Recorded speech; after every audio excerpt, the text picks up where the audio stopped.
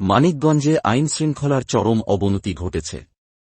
জেলা শহরের স্বর্ণকারপট্টির অভি অলংকার নামের একটি দোকানের মালিক শুভ দাসকে ধারালো চাকু দিয়ে জখম করে ৩৬ লাখ টাকার প্রায় ২২ ভরি স্বর্ণালংকার লুট করে নিয়ে গেছে ডাকাত দলের সদস্যরা। সিসিটিভির ক্যামেরার ফুটেজে দেখুন স্বর্ণ ডাকাতির সেই দৃশ্য।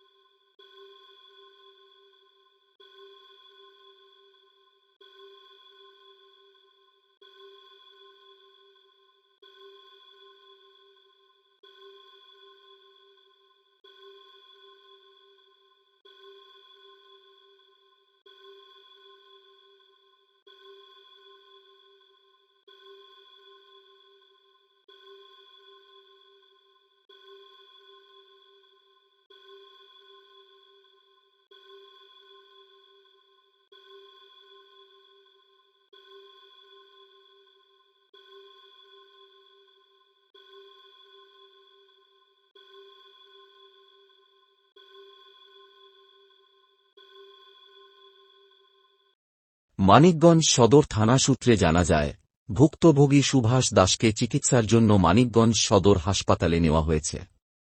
এ ঘটনায় সদর থানায় একটি মামলা হয়েছে। সেলিম মোল্লা, মানিকগঞ্জ।